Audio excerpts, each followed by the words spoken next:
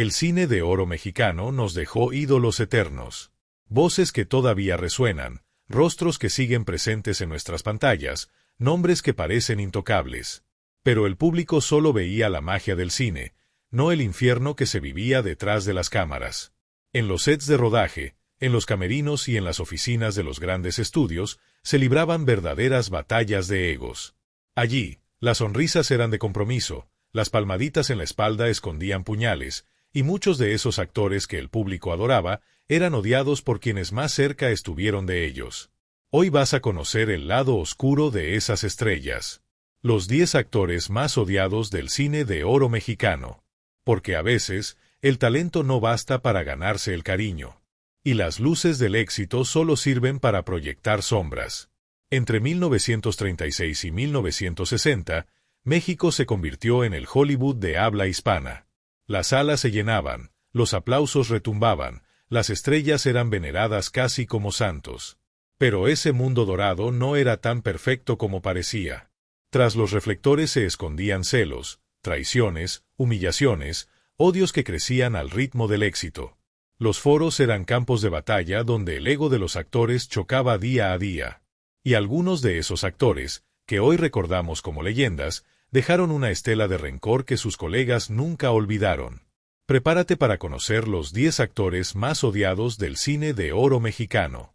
Pero antes, te invito a suscribirte, activar la campanita y darle me gusta a este video para que la historia llegue a más personas. Jorge Negrete, el charro intocable que sembró desprecio. Jorge Negrete era el galán ideal, el hombre que toda mujer soñaba y que todo hombre admiraba. Su voz, su porte, su elegancia, todo en él parecía perfecto. Pero el mismo Jorge Negrete que sonreía ante el público, era el que en el set miraba a sus compañeros como si fueran inferiores. Negrete venía de familia acomodada, hablaba varios idiomas, se había formado como militar y se creía por encima de todos. Los actores jóvenes sufrían sus comentarios ácidos. A los técnicos los trataba como empleados de segunda. Si un vestuario no estaba impecable, si una luz no lo favorecía, si un error arruinaba una toma, Negrete no lo dejaba pasar. «Esto no es una kermés, es cine de verdad», gritaba con frecuencia en los foros de Churubusco. Su rivalidad con Pedro Infante fue más que una anécdota. Negrete lo despreciaba por ser de origen humilde, porque cantaba sin técnica, porque, según él, no era digno de ser estrella. Lo llamaba ese carpintero que canta corridos. En los sindicatos, Negrete imponía su voz. Sus decisiones aplastaban a quien se atreviera a contradecirlo. El público lo adoraba, sí. Pero en el medio, muchos brindaron en silencio cuando dejó los sets para siempre. Emilio el Indio Fernández, el genio que gobernaba con el miedo. Emilio Fernández, el Indio, fue el alma creativa del cine de oro. Su cine llevó a México a los festivales internacionales, sus imágenes quedaron para siempre en la historia. Pero trabajar con él era un castigo. Los sets que dirigía parecían campos de guerra. El Indio exigía perfección absoluta. Si un camarógrafo fallaba, el reflector podía acabar en el piso, hecho pedazos. Si un actor olvidaba una línea, el grito se escuchaba desde el estacionamiento. Más de una vez, un técnico salió huyendo en pleno rodaje por miedo a un golpe. Se cuenta que en un ensayo, al ver que un actor joven no lograba transmitir lo que él quería, lo abofeteó frente a todos. En las fiestas era encantador, en los sets un dictador. Las actrices lo temían por sus arranques posesivos. Los actores jóvenes intentaban pasar desapercibidos. El Indio fue indispensable para el cine. Pero el odio que sembró entre quienes trabajaron con él fue tan grande como su talento. Carlos López Moctezuma, el villano que no sabía fingir amabilidad. Carlos López Moctezuma fue el villano más grande del cine de oro. Su sola presencia imponía. Pero su carácter fuera de cámara era igual de duro que en pantalla. Carlos era un hombre que despreciaba la mediocridad. Pero su manera de señalarla no era con enseñanzas, sino con humillaciones. Si un actor joven olvidaba un diálogo, Moctezuma no perdía la oportunidad de aplastarlo frente a todo el foro. ¿Tú quieres ser actor? Ni para teatro escolar sirves. Si el director lo corregía, el rostro de Carlos se endurecía. Entonces hágalo usted, si cree que puede. Nunca un gracias al técnico. Nunca un gesto de cortesía. Carlos era respetado porque su talento era descomunal. Pero al final de su carrera, el cariño que cosechó fue mínimo. Porque los que lo trataron de cerca, lo recordaron más por su desprecio que por su arte. Víctor Parra, el envidioso que no soportaba ver brillar a los demás.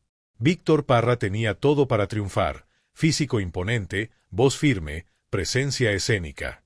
Pero había algo que lo arrastraba hacia abajo: su odio visceral al éxito ajeno. A diferencia de otros actores, Víctor nunca celebró el triunfo de sus compañeros. Cada vez que un colega recibía elogios, él los cuestionaba, los minimizaba. Si lo aplaudían, sonreía. Pero si el aplauso era para otro, se marchaba del foro con el ceño fruncido.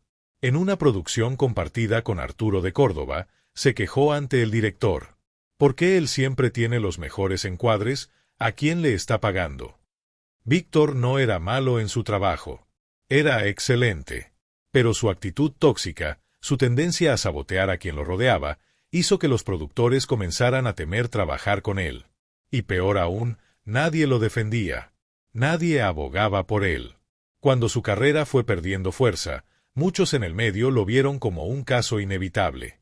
Un hombre que se destruyó con su propia amargura. Tito Junco, el actor amargado que atacaba a todos. Tito Junco tenía un rostro duro, de hombre fuerte, de personaje intenso. Y ese rostro escondía una lengua aún más filosa. Era un actor que vivía en constante desacuerdo con la industria. Detestaba las películas ligeras, las comedias románticas, los dramas populares. Se reía en voz alta en las lecturas de guión si algo le parecía tonto. Llamaba vendidos a los actores que hacían cine comercial. Y a los productores los acusaba de traicionar al arte. En una ocasión, se negó a grabar una escena porque, según él, el texto era indigno del cine mexicano. El director tuvo que rogarle. Y al terminar la jornada, el equipo entero pidió no volver a trabajar con él. Su discurso combativo lo hacía sonar como un defensor del buen cine. Pero en el fondo, era un hombre que nadie quería cerca. Su propio rencor lo fue aislando hasta convertirlo en un actor temido, no por su talento, sino por su lengua venenosa. Rafael Banquels, el perfeccionista que destruía a los demás. Rafael Banquels fue actor, director, maestro. Un hombre con una mente brillante, pero con una forma de dirigir que dejaba huellas dolorosas. Era exigente al extremo. Un gesto mal hecho, una entonación incorrecta, una pausa fuera de ritmo, y Banquels detenía todo. Repetía la toma 10, 20, 30 veces si era necesario. No por capricho, sino por obsesión. Pero en el proceso, desgastaba a todos a su alrededor. Los actores jóvenes temblaban al trabajar con él. Los técnicos sabían que cualquier descuido podía volverse un escándalo. Durante una obra teatral, hizo llorar a una actriz en pleno ensayo por criticarle su falta de alma. Así no actúas. Así finges. Y fingir es lo más bajo que puede hacer un artista. Nadie dudaba de su talento. Pero cuando salía de escena, el suspiro colectivo no era de admiración. Era de alivio. Pedro Armendáriz, el ídolo iracundo de dos caras. Pedro Armendáriz fue una estrella internacional. Carismático, fuerte, magnético. Era el héroe perfecto del cine mexicano. Pero lo que el público no sabía era que tras bambalinas vivía peleado con su propio carácter. Armendáriz podía ser encantador. Contaba chistes, regalaba sonrisas, firmaba autógrafos con cariño. Pero si algo no salía como él quería, explotaba. Gritaba, golpeaba cosas, discutía con el director. Una vez, durante una filmación, un técnico cometió un error mínimo con la luz. Pedro lo enfrentó con furia y lo hizo llorar. Cuando el director intentó intervenir, Armendáriz dijo: «Este set es mío. Y aquí se hace lo que yo diga». Sus cambios de humor eran impredecibles. Los productores lo querían por su fama. Pero los actores lo temían. Porque sabían que una buena mañana podía volverse una pesadilla con solo una palabra mal dicha. David Silva, el campeón que se volvió déspota. David Silva era el campeón sin corona, el rostro del hombre del pueblo, del luchador, del boxeador que nunca se rendía.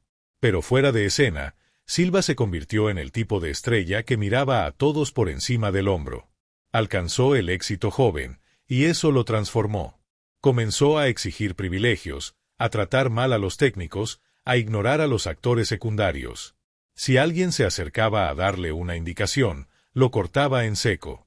Cuando seas famoso, hablamos. Los directores lo encontraban difícil. Los asistentes lo soportaban por obligación. Y muchos extras juraban que nunca lo vieron devolver un saludo. Cuando su fama comenzó a caer, ya no tenía aliados. Porque la soberbia que lo sostuvo en la cima, fue la misma que lo dejó solo al final. Julio Villarreal, el caballero que humillaba con elegancia. Julio Villarreal era refinado, elegante, culto. Era el tipo de hombre que jamás gritaba, pero que con una frase suave podía destrozar el espíritu de quien tuviera enfrente. A los actores jóvenes los miraba como si fueran insectos. Cuando uno de ellos se equivocó en una escena, Julio le dijo: «No te esfuerces tanto. Tu talento tiene límites, y ya los alcanzaste». Jamás perdía la compostura. Pero sus palabras cargaban veneno. Era experto en herir sin levantar la voz. Los técnicos lo encontraban distante. Los colegas, cruel. Y aunque el público lo adoraba por sus papeles de señor distinguido, en los estudios, nadie lo extrañó cuando dejó de actuar. Antonio R. Frausto, el grande que terminó solo. Antonio R. Frausto fue uno de los grandes actores del drama. Su fuerza en escena era impresionante, pero su carácter lo convirtió en un problema constante. Discutía con todo el mundo. Con los directores, por el enfoque. Con los productores, por el salario. Con los actores, por el protagonismo. Durante una filmación, se negó a seguir actuando porque no le gustaban las flores del decorado. «Yo actúo con pasión, no con ramos de feria». Los foros se hartaron. Los contratos se acabaron. Y cuando ya no recibió más llamadas, ni él mismo lo entendía. Fue un hombre grande. Pero lo que construyó con su talento, lo destruyó con su orgullo. Todos estos actores marcaron la historia del cine mexicano. Sus rostros siguen en las pantallas, sus nombres están en libros, sus películas en la memoria del país. Pero detrás de cada logro, dejaron cicatrices. Porque el talento puede levantar una carrera, pero el carácter la puede hundir. Hoy conociste el otro rostro del estrellato. El que el público nunca vio. El que el cine prefirió olvidar. Si te impactaron estas historias, suscríbete al canal, comenta cuál actor te sorprendió más, y comparte este video para que más personas conozcan la verdad detrás de los ídolos del cine de oro. Aquí, el aplauso fue eterno, pero el rencor también.